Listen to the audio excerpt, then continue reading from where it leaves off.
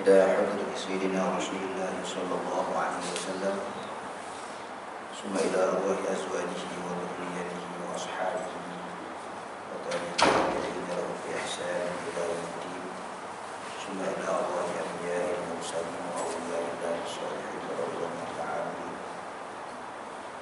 ثم إلى أرواح مشايخنا ومعلمينا ولآبائنا وذرياتنا ولذوي الحقوق الواجبة علينا وجميع المسلمين والمسلمات والمؤمنين والمؤمنات الأحياء والأموات.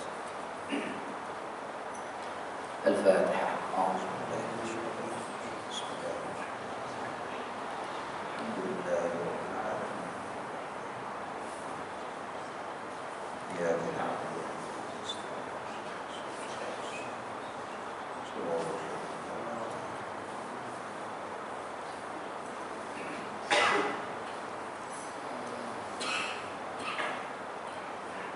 الحمد لله رب العالمين والصلاة والسلام على أشرف الأنبياء والمرسلين سيدنا مولانا محمد وعلى آله وأصحابه أجمعين. قال اشرح لي صدري ويسر لي أمري واحلل عقدة من لساني يفقهوا قولي.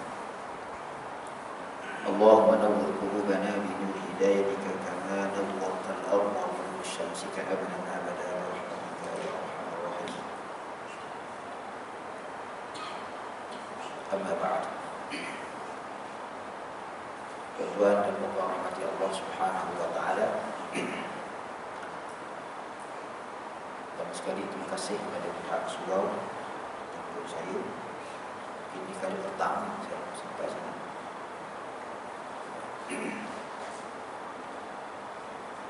Alhamdulillah, bersyukur kepada Allah Subhanahu wa taala dapat kita dah masuk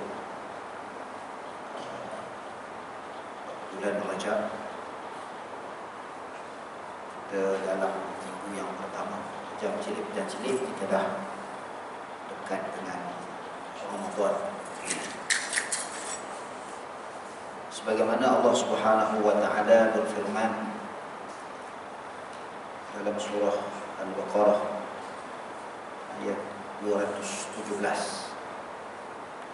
Alhamdulillahil qail أعوذ بالله من الشيطان الرجيم بسم الله الرحمن الرحيم يسألونك عن الشهر الحرام قتال فيه قل قتال فيه كبير وصد عن سبيل الله وكفر به والمسجد الحرام وإخراج أهله منه أكبر عند الله والفتنة أكبر من القتل ولا يزالون يقاتلونكم حتى يردوكم عن دينكم إن استطاعوا ومن يرتد منكم عن دينه فيمت وهو كافر فأولئك حبطت أعمالهم في الدنيا والآخرة وأولئك أصحاب النار هم فيها خالدون. صدق الله العظيم. Tuan-tuan dan rahmat Allah Subhanahu wa taala, untuk kita ambil bahasa orang sekarang kita sebut sebagai aura lah, bulan Rajab. Bila kita masuk bulan Rajab, sebenarnya masyarakat kita ni tak sama dengan kita sebut budaya lah.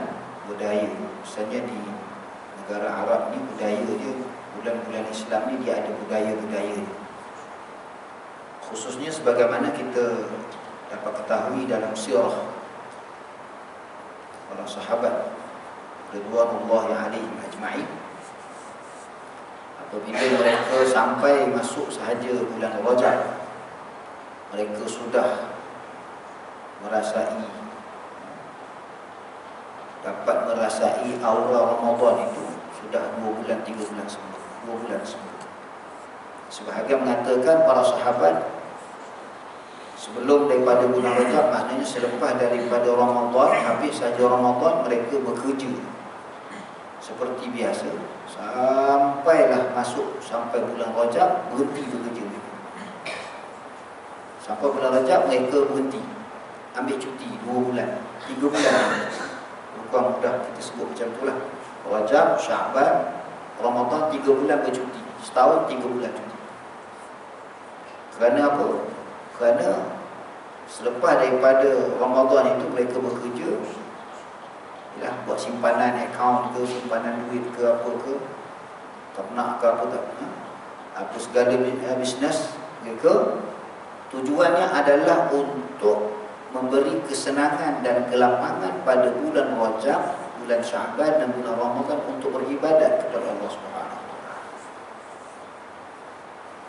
Bila mana ada harta mudah untuk senang hati mereka, mereka boleh pulang alik ke masjid, ke madrasah, ke zawiyah ke, untuk menuntut ilmu, kemudian dapat fokus dan menjalankan latihan-latihan 2 bulan sebelum menghadapi Ramadan. Ini para sahabat. Kalau mereka yang berdagang, masuk saja bulan Rajab, mereka dah duduk kat rumah, dah duduk dekat banyak beriktikaf di masjid dan sebagainya. Pada ayat surah Al-Baqarah yang disebut atau dibacakan tadi, Allah Ta'ala sebut tentang 4 bulan yang mulia dalam 12 yang Allah Ta'ala jadi. Allah Ta'ala sebut dalam ayat yang lain juga tentang 12 bulan dalam setahun Allah Ta'ala jadikan, dan 4 bulan dipilih oleh Allah Ta'ala sebagai Asy-Syahrul Hurum. Allah Ta'ala sebut yas'alunaka 'anil syahril haram qitalin fihi. Ayat ini sangat panjang. Allah Ta'ala nak sebut dalam 12 bulan ini, bulan Islam ini, ada 4 bulan yang haram. Cuma kita lah, orang Melayu kita bila sebut haram, pelik pula dia bunyi. Ustaz, saya daripada dulu lagi saya pelik, kenapa bulan haram? Tak ada bulan halal. Kenapa bulan haram itu dimuliakan? Sepatutnya bulan halal lah yang dimuliakan. Kalau bawa jamaah ke umrah ke haji ke, tuan-tuan, dia jadi pelik, gaul kepala. Kenapa ni tanah halal? Kenapa ni tanah haram? Kenapa kita duduk dalam tanah haram? Sepatutnya duduk tanah halal. Jadi tak faham tentang istilah haram dan halal. Jadi haram ini bukan maksud haram tu binatang yang haram, makan yang haram, itu bukan maksudnya. Haram itu adalah maksudnya mulia. Begitu juga dengan Masjidil Haram, bukan Masjidil Halal. Kenapa kita nak sebutkan perkataan tentang Asy-Syahrul Haram? Allah Ta'ala sebut, mentionkan dalam ayat ini tentang 4 bulan ini tidak termasuk, lagi pelik, tidak termasuk bulan yang dimuliakan ini, tidak termasuk bulan Syaban dan tak masuk bulan Ramadan. Lagi pelik. Macam mana kata bulan itu mulia tapi Ramadan tak masuk?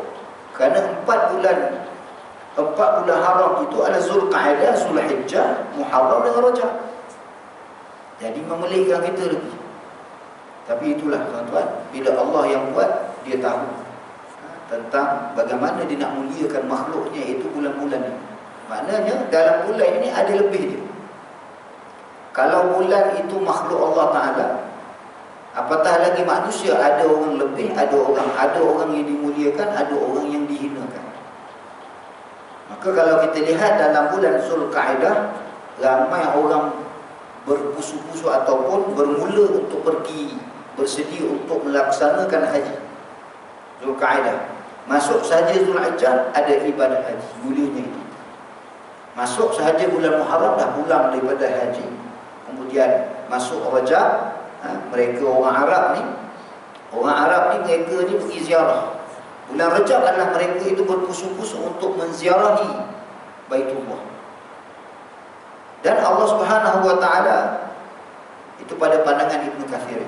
Kemudian Allah Subhanahu wa Ta'ala menyebutkan dalam surah Al-Baqarah ini Syahrul Haram. Allah Ta'ala sebut lagi satu perkara yang sangat pelik juga. Allah Ta'ala sebut dalam ayat ini, panjang sikit ayat ini, tapi Allah Ta'ala sebut ada beberapa perkataan ataupun beberapa perkara yang Allah Ta'ala highlight kan. Allah sebut bulan yang mulia, tetapi Allah Ta'ala sebut juga qitalun fi. Dalam bulan haram ini budaya orang Arab ni memang agak mudah nak bergaduh sikit. Kalau tuan-tuan pergi, biasalah, saya ingat tuan-tuan pengalaman lah pergi umrah, pergi haji, saya nak gaduh. Cuma bagusnya orang Arab ni, bila dia gaduh, kita kata sallu ala Nabi, berhenti dia. Kalau kita sallu ala Nabi, selawatlah setengah jam, tak hilang bergaduh kita. Itu lebihnya orang Arab.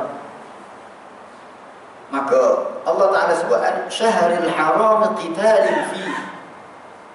Qul qitalun fihi kabirun. Kita kalau sebut tentang qital, yakni peperangan ini sebagaimana kita maklum bahawa kemuncak kepada pergaduhan, perselisihan, pergaduhan, perbezaan pandangan, percanggahan dan sebagainya, kemuncaknya adalah perang. Itu paling muncak lah tu, sehingga negara boleh hancur, keluarga boleh porak-poranda, tempat tinggal kita, kawasan kita akan menyebabkan putus silaturahim. Kemuncaknya adalah perang, iaitu menggunakan senjata. Allah Ta'ala sebut bulan yang mulia tetapi dikaitkan dengan peperangan. Apa kaitan? Kerana pada bulan Rajab ini tuan-tuan, siapa yang beramal pada bulan ini, bermula pada bulan ini, siapa yang beramal pada bulan ini dengan apa-apa amalan sekalipun, Allah gandakan. Begitu juga sebaliknya, kita buat melakukan perkara yang berlawanan dengan kebaikan, juga Allah Ta'ala gandakan.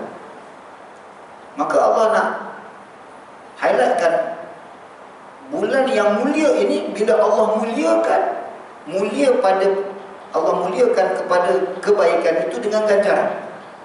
Maka Allah beritahu, mention siap-siap keburukan, perkara yang tak baik pada makhluk, iaitu kita sebagai manusia, adalah yasfikud dima. Sebagaimana kita tahu dalam, bila Allah Ta'ala jadikan Adam, nak jadikan Adam, malaikat bertanya, tidakkah manusia itu yasfikud dima wa nahnu nusabbihu bihamdika wa nuqaddisu lak?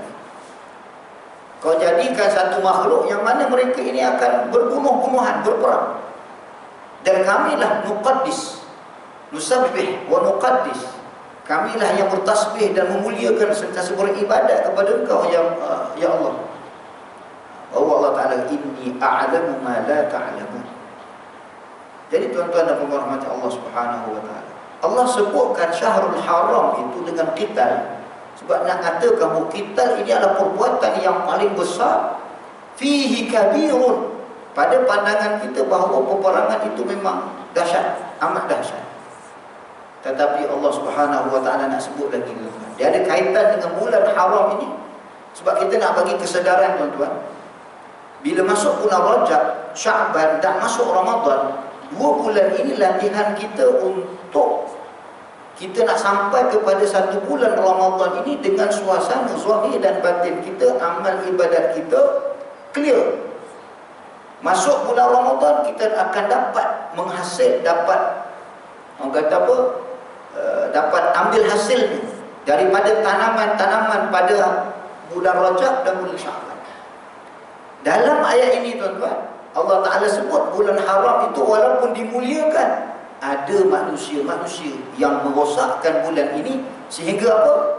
Allah Ta'ala bawa contoh tentang peperangan, dan Allah Ta'ala kata peperangan itu adalah sangat besar. Kenapa Allah highlightkan besar? Wasaddun an sabilillahi wa kufrun bihi. Kita tak nak terjemah panjang-panjang. Dan Allah Ta'ala, wal masjidil haram wa ikhraj ahli minhu akbaru 'inda Allah. Allah Ta'ala sebut wal fitnatu akbaru minal qatl. Ini yang kita nak bincang itu. Sebab ada orang bertanya, Ustaz, apa tip bulan Rajab untuk amal ibadat? Ada tak amal ibadat khusus? Kalau kita lihat kepada dalam hadis-hadis Nabi, kebanyakannya highlight kepada puasa. Sebahagian menyebutkan istighfar. Sebahagian menunjukkan secara umum Nabi SAW suruh kita menggalakkan pada bulan Rajab ini adalah banyak beramal, tak kira amalan apa. Mudah cerita macam ni tuan-tuan. Apa yang kita telah buat amal ibadah yang baik pada bulan ini, teruskan dan tingkatkan. Ini kalau kita masuk, tuan-tuan tak tahulah, dalam grup WhatsApp handphone tuan-tuan tak tahulah, grup handphone saya, dalam handphone saya ada satu grup. Malam Rajab tu dah buat dosa dah. Bahasa mudah macam tu lah. Malam Rajab tu dah buat dosa dah. Maksudnya dosa apa tuan-tuan? Allah Ta'ala sebut bila masuk bulan haram ini, masuk contohnya Rajab, kita meningkatkan kebaikan, elak daripada pertengkaran, elak daripada permusuhan, elak daripada putus silaturahim. Jangan-jangan kita awal masuk Rajab ini ada lagi kita bersengketa dengan orang, jiran kita bersengketa, tak baik lagi hukuman. Jangan. Sebab dia akan menjadi halangan kebaikan kita diterima oleh Allah Ta'ala. Doa kita juga akan disekat oleh Allah Ta'ala kerana disebabkan oleh qata' silaturahim, putus silaturahim. Jadi pada malam Rajab itu, malam esok Maghrib kan dah Rajab, malam tu mulalah yang hantar WhatsApp. Ada yang hantar WhatsApp tu hadisnya jangan tanyalah, ada yang hadis palsu. Hadis dhaif boleh lagi, boleh untuk amal. Tapi yang kita nak, yang jadi pelik ya tuan-tuan, perkara ini berlaku kalau tuan-tuan tengok dalam WhatsApp, cuba tengok tahun 2020. Bulan Rajab tahun 20. WhatsApp yang sama, orang yang sama juga yang hantar, yang komen juga orang yang sama. Kena pula yang hantar tu suka betul hantar benda-benda yang dia tak pasti. Kena pula hantar benda yang hadis yang palsu. Yang kawan ni pula anti kepada hadis palsu. Sudahnya dia kafir kata. Kau dia buat kerja awal-awal Rajab ni, benda-benda yang syirik pada Allah Ta'ala, kena dah hukum. Malam Rajab pertama mensyirikkan orang. Yang seorang pula dia hantar benda yang tak betul pula. Jadi malam Rajab itu malam mulia. Masuk Rajab itu dah mulia dah. Kita pula bersengketa. Jadi kalaulah kita duduk dalam situasi begitu tuan-tuan, Rajab itu bulan Allah Ta'ala kata sebut kita lah kerana apa? Orang jahiliah dulu, walaupun jahiliah, mereka bila masuk bulan Rajab, mereka tak berperang, genjatan senjata. Kita orang Islam, masyarakat Islam yang umat Nabi Muhammad SAW, sepatutnya kita lebih baik daripada mereka. Tidak Rajab ke, Sya'ban ke, Zulkaidah ke, kita gaduh sepanjang hari dalam grup, ya Allah. Apatah kalau grup politik, la haula. Tak berhenti. Masuk Rajab ni genjatan lidah kita senang. Genjatan kita punya jari jemari kita ni, genjat sungguh. Sebab dengan jari jemari inilah wa tukallimuna aydihim. Dan lidah ini Allah Rasulullah kata kita pegang lidah kita ni, silentkan lidah kita ni. Itu adalah amalan yang kita nampak macam kecil, tetapi itulah amalan yang paling besar. Kenapa? Kita mengelakkan daripada amalan-amalan kita dihilangkan oleh Allah Ta'ala. Maksudnya begini tuan-tuan, masuk bulan Rajab, orang ramai nak buat amal soleh. Dia ada nak pergi umrah. Ustaz, tengah bulan ni saya pergi umrah Ustaz. Alhamdulillah, masuk bulan haram ni sampai ke Ramadan. Contohlah, baguslah, baca Quran tambah bagus. Tapi dia terlupa satu perkara tuan-tuan. Allah Ta'ala sebut dalam ayat ini, mula-mula Allah Ta'ala sebut Syahrul Haram, maknanya kita bersungguh nak beramal. Kemudian Allah sebut kita perang. Allah Ta'ala sebut pula yang lagi besar daripada perang. Maknanya kalau perang itu dah besar, fitnah itu lagi besar kesan dia daripada perang tadi. Sebab kalau perang, kita jumpa dengan musuh kita depan, kita tembak ke, kita pakai parang ke, pakai apa ke, seorang, one by one, kita bunuh seorang. Tapi kalau fitnah, boleh bunuh satu negara.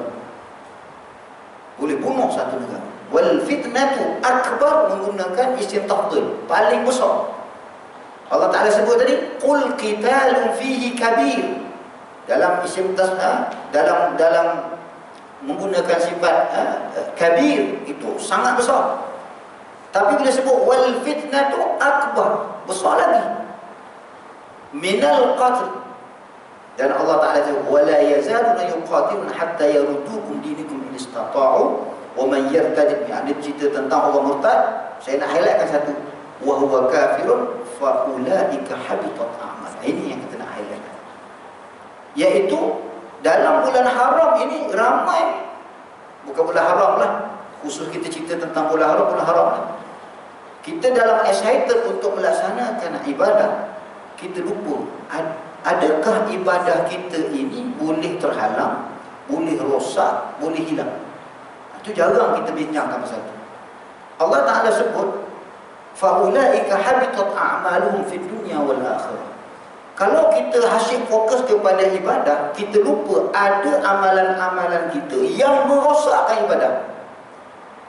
Saya ingat tuan-tuan khutbah hari Jumaat baru ni cerita pasal muflis.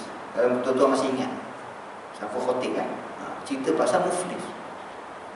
Apa disebut dalam khotib sebut muflis tu? Rasulullah akan bertanya dengan sahabat, tanya, apa itu muflih ya Rasulullah? Muflih itu adalah orang yang dia buat amal soleh di dunia ni, amal soleh.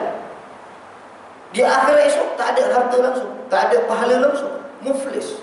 Bahkan wal'iyazubillah, dia kan dalam khutbah tu disebut adalah antaranya fitnah disebut. Disebut tepat dengan ayat. Antaranya adalah fitnah. Bila dia fitnah pada orang, pahalanya dibagi pada orang itu, dosa orang tu pula kita tanggung di akhirat esok. Wal'iyazubillah. Memang tuan-tuan, di akhirat esok tuan-tuan, dalam hadis Sahih Bukhari, dalam satu hadis Rasulullah kata,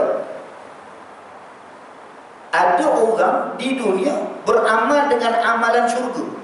Maknanya di dunia dikenali orang itu beramal dengan amalan syurga. Maknanya pergi masjid, bagus, perangai bagus, semua bagus. Tapi Allah Ta'ala kata apa? Di akhirat esok dimasukkan dalam syurga, dalam neraka. Dan begitu sebaliknya, di dunia orang itu dinampak dalam masyarakat melihat bahawa dia itu beramal dengan amalan orang maksiat. Tetapi di akhirat esok Allah masukkan di dalam syurga. Kita jadi pening. Ni hadis ni macam mana? Nak buat macam mana? Nak beramal ke tak nak beramal? Bukan masalah beramal tak beramal. Kalau gitu ustaz, saya tak nak beramal. Kalau tak nak beramal, confirm dalam neraka. Senang cerita. Dan betul yang ni masuk neraka, kita buat baik pun masuk neraka, buat jahat baik. Saya buat jahat pun masuk syurga. Dia salah faham betul. Tuan-tuan, maksud hadis ini adalah kita berhati-hati. Apabila kita beribadah, kita kena ingat, adakah ibadah kita diterima oleh Allah? Silap-silap hari bulan, kita punya ibadah ini bagi pada orang Yesus. Kenapa? Allah kata, biar tally antara ibadah dengan akhlak dan kelakuan. Jangan kita fokus kepada ibadah, balik rumah kita maki hamun orang. Kita ibadah banyak, bangun malam, Quran baca, duha lagi, kuliah duha pun kita pergi, malam kita bertahajud dan sebagainya. Buka WhatsApp saja kita dah fitnah orang, maki hamun orang, kota orang. Kalau ada WhatsApp taman ni, oh Masya Allah, saya pernah duduk dalam WhatsApp taman. Astagfirullah. Kalau WhatsApp di taman ke di mana lah, biasanya di taman lah. Kadang-kadang benda simpel ya tuan-tuan. Oh, maki hamun, dia tak ingat dunia tuan-tuan. Karena malu kita di dalam itu ada masyarakat yang bukan Islam, yang melihat perbuatan kita. Ini bukan haji ke yang cakap? Haji yang pergi, yang bukan ke yang haji ni pergi pulang surau masjid? Kenapa begitu dia cakap ni? Tak beradab ni. Tuan-tuan, itu menunjukkan perbuatan kita, menunjukkan ibadah kita. Kalau ibadah kita kuat, hebat, banyak buat, tapi perbuatan mulut kita tak dapat jaga, itu menunjukkan amal ibadah kita tak memberi kesan pada jiwa itu. Bila tak bagi kesan pada jiwa je, ada something wrong. Kenapa kita sebut perkara ni, tuan-tuan? Kita telah ditinggalkan oleh Nabi SAW pada 1400 tahun. 1400 tahun. Orang yang terbaik Allah Ta'ala sebut dalam Quran, minal awwalin. Orang yang awal-awal, iaitu zaman Nabi SAW. Ini para sahabat adalah umat Nabi Muhammad yang paling terbaik. Itu tidak dapat disangkal. Tapi tuan-tuan, ada peristiwa. Mungkin tuan-tuan tahu peristiwa. Peristiwa ada satu orang yang di zaman Nabi, kalau kita bahasakan orang yang di zaman Nabi bertemu dengan Nabi, kita panggil dia sahabat. Tak gitu. Tapi ada satu orang Nabi tak ngaku dia sahabat. Kenapa? Kalau tengok apa kaitan kita cerita tentang ibadat kita, Syahrul Haram ini dengan amalan-amalan kita ini. Jangan-jangan amalan kita ini tidak diterima oleh Allah Ta'ala. Kalau kita dah tahu sahabat Nabi adalah golongan yang paling terbaik, tetapi Allah nak buat contoh untuk kita. Bukan kita nak menghina, tidak, tetapi untuk kita. Sebagai kita ini berhati-hati dalam beramal. Jangan kita syok sendiri dengan amalan tuan-tuan. Kita rasa kita bagus, kita baik dah. Apalah orang jiran sebelah saya ni ustaz, saya tengok dia dah 40, dah 60 dah, nak pergi pan kubur je pagi, tapi sembahyang jemaah tak pergi ustaz. Masa kita cakap macam tu, kita rasa kita lebih mulia daripada dia. Rosak amalan kita. Begitu juga kalau kita bangun malam, contohlah suami isteri, kita bangun malam, isteri aku ni tak kadar diri contoh. Kita baca Quran kita, apalah isteri aku ni kan. Kita rendahkan isteri kita sebab dia tidur contoh. Begitu juga isteri bangun malam semayang ke apa ke, apalah suami yang memimpin macam ni, bangun malam pun tidak. Kita rasa lebih mulia daripada suami kita. Begitu tuan-tuan. Itu tanda-tanda ibadah kita ni tak lama lagi let go tuan-tuan. Sold out. Bahaya. Sebab bila kita beribadah rasa kita lebih daripada orang, itu merosakkan ibadah kita. Jadi apa saya nak ceritakan ialah ada di zaman Nabi SAW, ketika dipendekkan cerita, dalam satu peperangan, balik daripada satu peperangan, menjadi kebiasaan Nabi SAW adalah bila ada harta ghanimah, harta rampasan, kemudian harta tersebut diagih-agihkan kepada orang yang memerlukan, yang dalam list lah. Maka Rasulullah yang bagi. Tengah Rasulullah bagi tadi, bangun satu orang di zaman Nabi ini. Dia kata, "Ya Muhammad, i'dil ya Muhammad." Dia kata, "Adillah wahai Muhammad terhadap pembahagianmu." Tiba-tiba Rasulullah terus jawab tuan-tuan. Cuma bayangkan Rasulullah tengah agih-agih, seorang bangun, "Ya Muhammad, i'dil." Adillah, seolah-olah Nabi tidak adil. Nabi terus jawab, "Adakah dalam ramai-ramai ini ada yang lebih adil daripada aku?" Kata Nabi. "Adakah yang dalam ramai-ramai ini yang lebih adil daripada aku?" Semua senyap. Sayyidina Umar bila dengar orang tu bangun cakap macam tu, dah biasalah, kita tahu Sayyidina Umar siap nak pancung kan. Kata Rasulullah, "Sabar." Tuan-tuan, cerita ni tuan-tuan ingat sama bila-bila. Sebab nak menggambarkan kita ni berangan, bukan berangan, kita tercita-cita untuk menatap wajah Nabi SAW. Kita tercita-cita, memang cita-cita tinggi kita nak menatap wajah Nabi, tapi tak dapat.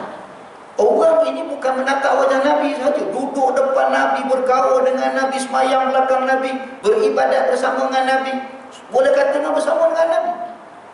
Bayangkan, sentiasa bersama, kuliah Nabi diikuti dan sebagainya.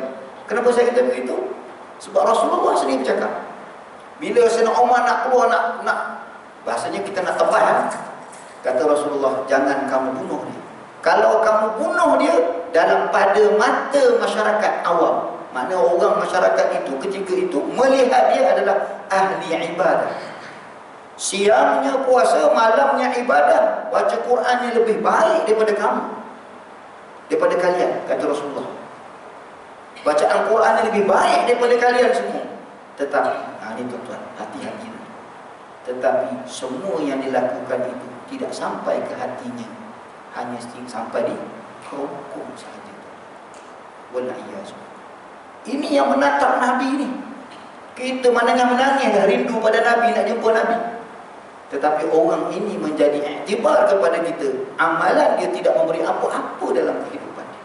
Malahan dia bersikap tidak beradab kepada Nabi SAW. Bila dia tidak beradab kepada Nabi, habitat a'maluhu fid dunya wal akhirah. Tak ada apa-apa. Tetapi dia ketika itu dia rasa dia orang yang ahli ibadah. Dia mengikut kata-kata Nabi. Nabi suruh buat ini, dia buat. Nabi suruh berzakat, dia berzakat. Nabi suruh dia semayang, dia semayang. Dia ikut. Inilah yang dikatakan oleh ulama, apabila kita mentaati perintah Allah dan perintah Rasul, tetapi tidak jatuh kasih kepada Allah dan Rasul. Maknanya, ketaatan dan kasih sayang ini tidak boleh dipisahkan.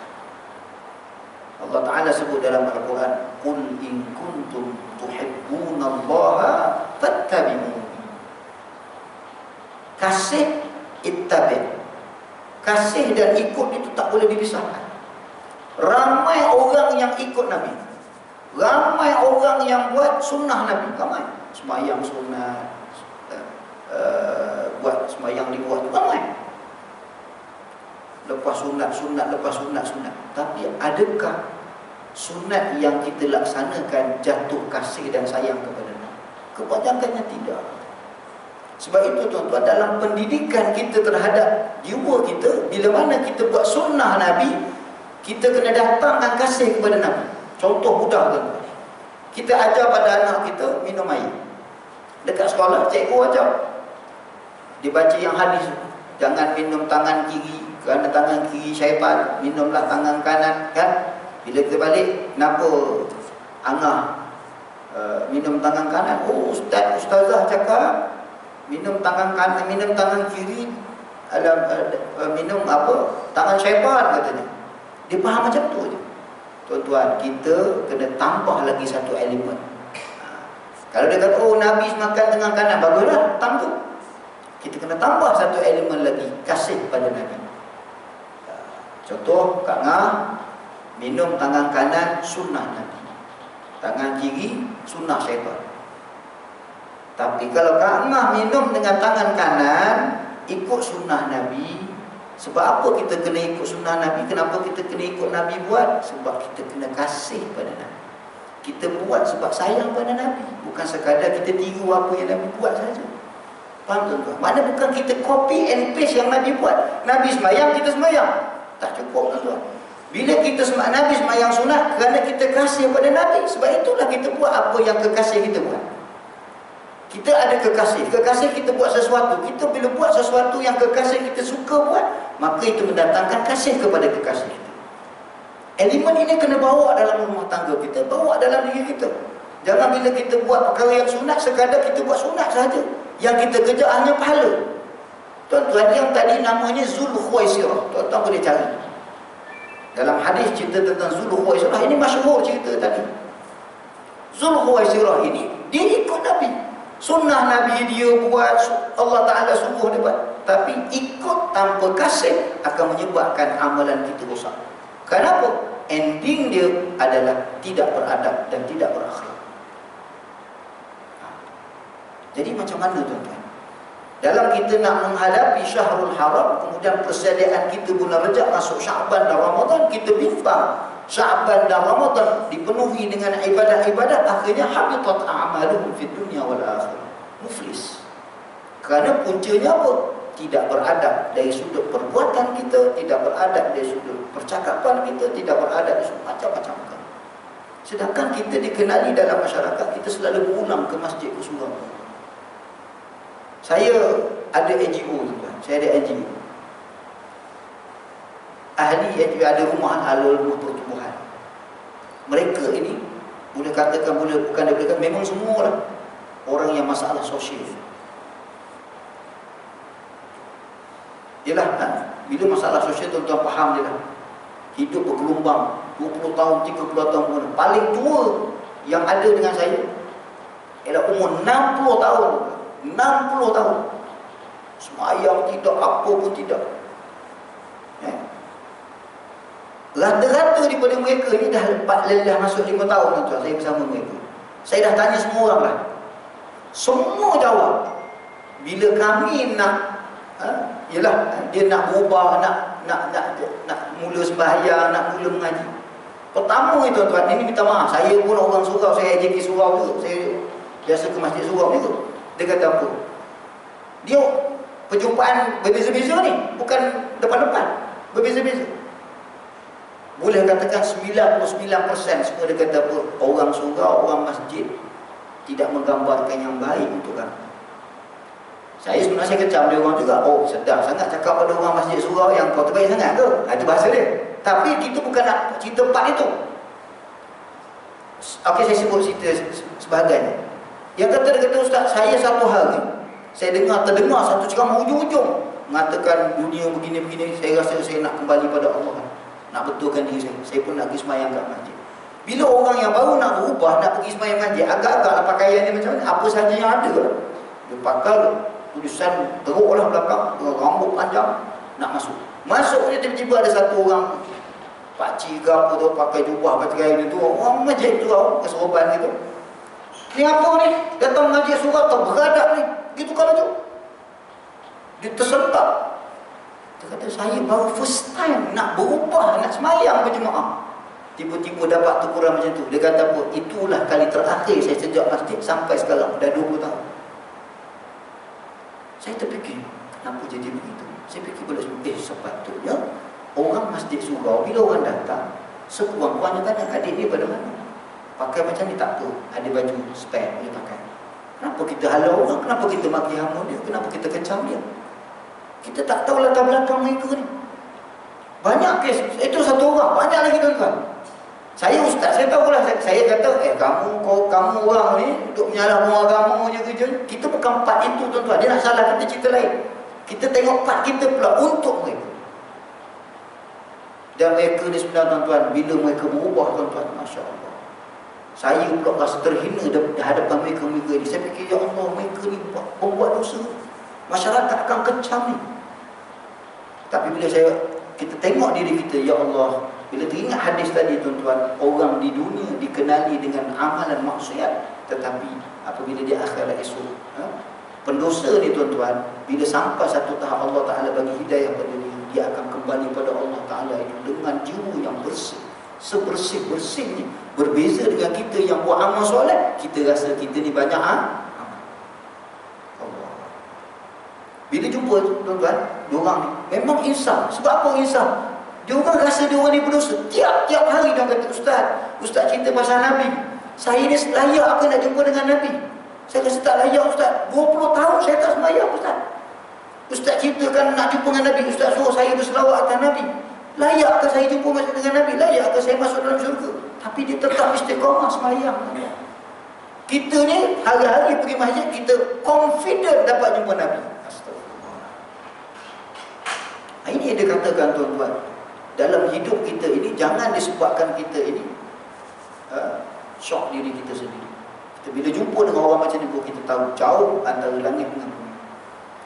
Sebab itu baru-baru ni tuan-tuan jumpa satu orang, dia ni memang dia ambil dadah pun ambil juga, tapi dalam proses pemulihan, Masya Allah tuan-tuan. Bila saya mengajar macam ni, saya kata kita kena banyak zikir, banyak selawat. Kita nak bergantung pada Nabi, memang kita banyak dosa, tapi selawatlah banyak-banyak, mudah-mudahan syafa'atul kubra, syafaat daripada Nabi dapat pada kita. Walaupun kita berdosa banyak mana, Rasulullah doa pada Allah supaya Allah ampun, kita boleh usah boleh. Itulah tanda hayat paling besar, saya kata, dunia dan akhirat. Tak apa Ustaz saya buat. Tuan-tuan, kawan-kawan dia, bukan dia cerita, kawan-kawan dia cerita, jumpa dekat saya, Ustaz ajar apa pada dia ni, ya Allah, berselawat beribu-ribu. Kalau tahlil ni tuan-tuan, 1000 satu hari tak muat. Malam bangun. Dia bukan saya cerita dengan orang yang buat, orang tu juga tak tahu je. Yang kawan-kawan sebilik dia kata, Ustaz, saya tahu dah, nama dia Adam. Kalau cerita latar belakang sejarah dia, memang teruk lah, hitam. Nama dia Adam. Dia kata, Ustaz, pukul 3 pagi dia bangun sembahyang tahajud. Padahal orang tak belajar. Masuk ke tempat saya tu, tak pandai baca Quran tuan-tuan. Tak pandai langsung baca Quran. Yang baru ni semalam, kemarin saya jumpa dia, Ustaz, saya pelik Ustaz. Satu hari saya pergi hospital nak ambil ubat. Saya bawa satu kawan saya ada masalah besar, dan saya jaga dia. Kat rumah dah tak boleh jaga dia, saya yang jaga dia. Akhirnya ni, sampai saya duduk tengah-tengah jaga, tiba-tiba ada satu orang perempuan tu datang dekat, bawa satu handphone. Handphone ni mahal. Dia tengok pun handphone mahal, apa jenis pun tak tahu, iPhone ke apa tak tahu. Dia kata, Dik, tolong Dik, boleh tak bukakan handphone makcik, buka YouTube. Tu dia tengok, tak, pangkah, ni tak ada kredit ni makcik. Oh ya ke? Macam mana tak apa makcik, pakai handphone saya. Makcik nak apa? Makcik nak dengar lagu-lagu lama lah. Pelik kan? Lagu lama, lagu apa dia sebut? Tak apa cik, saya buka. Budak ni, nama Adam ni, dia layannya, dia buka. Memang lagu lama lah. Nak dengar boleh dengar. Dia dengar sekarang ke atas dia dengar, tak rangkap, satu bagian atas je.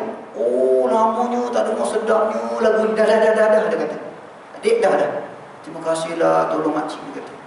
Makcik ni daripada mana? Oh makcik nak tunggu ambil ubat. Oh sama lah kita. Lepas tu dapat ubat belum lagi, tengah tunggu. Dia pun tunggu. Tengah-tengah tunggu, tiba-tiba pakcik dia kata, Adik, makcik nak balik dulu. Cik tadi kata dah tunggu ubat. Tak apalah makcik balik dulu. Makcik duduk kat mana ni? Makcik dekat sini je, belakang ni je. Oh ya ke belakang ni? Lepas tu makcik nak gegar sana. Tak apa, makcik ada kerja lah. Kerja kat mana? Alah dekat dengan kubur tu. Yang si Adam ni pula, oh ya ke? Yelah cik, tengah-tengah tu, cik saya nak ambil ubat. Dia ambil ubat dan terus ada motor, naik motor. Dan memang dia tahu dalam on way dia datang ada satu kubur dekat dengan klinik itu. Dia pun bawa motor. Menghala jauh juga kubur tu. Dia kata, Ustaz, makcik tu dah sampai kat pintu kubur. Dia pun pelik, saya naik motor, makcik jalan kaki. Dah sampai dulu. Dia pun angkat tangan, cik, dia kata, dipanggil datang. Dia berdua naik. Tuan-tuan, apa yang berlaku? Sebenarnya saya nak cerita, bukan cerita hantu ni, bukan. Tuan-tuan, ada cerita hantu dah. Jangan buat pagi semua, saya terang nanti. Bukan, masa tengah duduk tadi tu. Saya skip sikit tadi tu. Masa tengah duduk. Tengah dia duduk, sebab dia bawa kawan dia ada masalah. Masalah kawan dia berat, perlu ambil ubat. Dia berniat dalam hati, Ustaz. Dia cerita kat saya, Ustaz, saya berniat dalam hati. Ya Allah, susahnya nak jaga budak. Kawan dia, susahnya nak jaga budak. Ya Allah, kurniakanlah aku kesabaran. Ya Allah. Dia cakap macam tu. Tuan-tuan, makcik tadi, lepas dia dengar YouTube tadi, dia pesan, dah habis dengar tu, terima kasihlah cik, terima kasihlah dik. Dia bagi cik dengar dah lama, tak dengar lagu lama ni, retro. Terus dipesan, dia kata pesan, dik, hidup kita ni bila kita nak jaga orang, kita kena banyak sabar ni. Pesanan itu saja tuan. Lepas tu dia kata nak balik. Saya kata kat Adam, Adam, tengok dia macam malaikat tak? Pesanan tu sahaja sebenarnya. Cerita YouTube tu cerita entah mana datang skrip mana pun tak tahu. Cerita kubur tu pun cerita tak tahu. Dan makcik tu tak tahu. Sampai dipanggil makcik tu datang, dia datang kat kubur, makcik berhenti lah, dia berhenti. Makcik tu datang kat dia. Dia pegangnya pipi kawan yang duduk belakang tu, comel lah awak dia. Dah. Balik tu saya fikir, Ustaz, makcik kerja kat kubur, bersihkan kubur. Pelik tak sinkronis. Mana ada orang bersihkan kubur perempuan?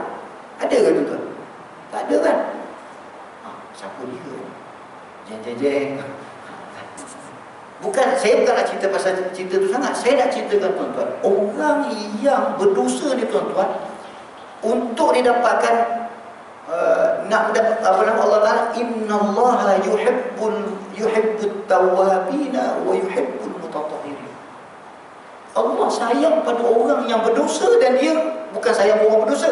Orang yang berdosa untuk kembali pada Allah, itu Allah lebih sayang pada dia. Kita bimbang tuan-tuan, kita buat taat, kita rasa macam hari dah sebulan dah tak buat jahat ni Ustaz. Ada kita buat macam tu. Orang macam ni hari-hari rasa berdosa pada Allah Taala. Tuan-tuan, dia orang ada rutin satu hari. Dalam satu hari dia orang ada rutin baca hadis. Surah Al-Mulk dah 5 tahun tak tinggal tuan. Surah Al-Mulk tiap-tiap malam bukan baca, tadabbur satu-satu sampai habis. Tiap-tiap malam. Malam Jumaat baca Yasin ke apa surah Kahfi. Setiap hari berzikir, selawat apa. Dia buat tiap-tiap hari 5 tahun. Saya kata, ya Allah, kalaulah aku ni masuk syurga, mungkin bukan sebab mungkin kalau masuk syurga bukan sebab apa-apa pada diri aku, mungkin sebab inilah. Mungkin kita dengan dia. Tapi tuan-tuan, itulah yang kita nak sebutkan tentang Syahrul Haram ini, ialah bulan Rajab ini adalah bulan kita nak mulakan amal ibadat kita. Bukan sekadar kita nak mula amal ibadat, kita nak pastikan amal ibadat kita diterima oleh Allah Subhanahu Wa Taala. Jangan kita galak, kita excited untuk beribadah, tetapi ada amalan-amalan yang merosakkan semua ibadat kita. Muflis tuan-tuan. Na'udzubillah min dzalik. Jadi begitulah tuan-tuan. Saya ingat masa telah melebihi. Setakat ini saja dahululah pertemuan kita pada pagi ini. Mudah-mudahan insya-Allah taala kita bertemu pada pertemuan yang akan datang. Saya mohon maaf terlebih dan kurang saya pada pagi ini. Astaghfirullahaladzim wa lakum. Assalamualaikum warahmatullahi wabarakatuh.